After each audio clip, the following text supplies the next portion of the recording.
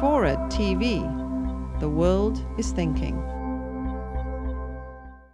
I quote you in the Washington Monthly, quote, "The Republican Party I grew up into, Dwight Eisenhower, William F. Buckley Jr., Barry Goldwater, Richard Nixon, Ronald Reagan, stood for certain things."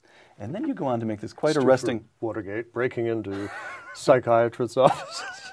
Well, you continue with this price and wage and price control. This very arresting formulation, despite its failures, that is the failures of the Republican Party, one had the sense that the party at least knew in its heart of hearts that these were failures, either of principle or execution, close quote.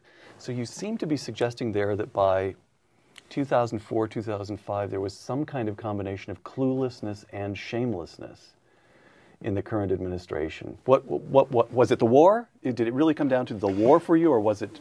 Well, I think, let's face it, the war, and with all with all due patriotic respect for the men and women who are fighting there and dying there, I have two godsons currently in that fight, so it's something I don't view at all glibly. But let's face it, this was a misbegotten enterprise. I'm not saying we should now just pull out and let it all collapse, but this was, the lack of weapons finding the weapons of mass destruction, I think, seriously undermined the people's confidence in the government. I mean, the President of the United States looked us straight in the eye and said, these are there, we've got to go get them. Partly the war, partly the fiscal incontinence. I don't think I think it's very difficult to be proud of what 8 years of republicanism have wrought. We have a $500 billion deficit. We have now a collapsing situation on Wall Street. My dad, since we've been talking about him, I'll quote him. A year before he died, he was asked what he thought of the state of conservatism, and he replied in a very WFB mode that he thought it had descended into sloth, as he pronounced it, and that it was in need of repristination. Lovely word. Right. And I think it's hard to disagree with that.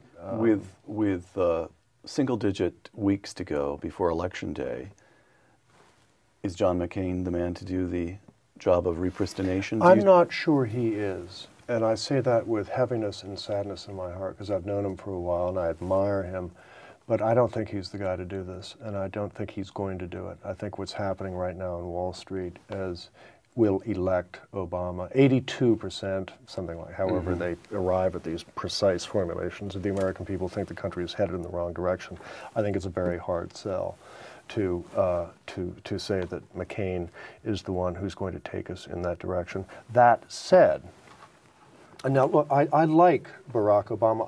I went out and bought his books. I'm one of the reasons he's worth $4 million, and I don't begrudge him a penny of that because that guy can write. He can write. He can write, and you and I value the able pen. I think he's going to get this, and that will not break your heart. No, it's not going to break my heart. But I wish him luck, and I hope that he will proceed in a non-ideological way. Look, he's a left-wing guy. I'm not. If he just goes down the left wing and raises taxes and increases tariffs and does all that, then we are in for a very, very rough time. I like to think that he is too bright to do that and is going to, as we say, govern from the center, but that he's going to govern creatively. But he has asked for it, and he may get it, and I say, good luck, and give me a call if I can help.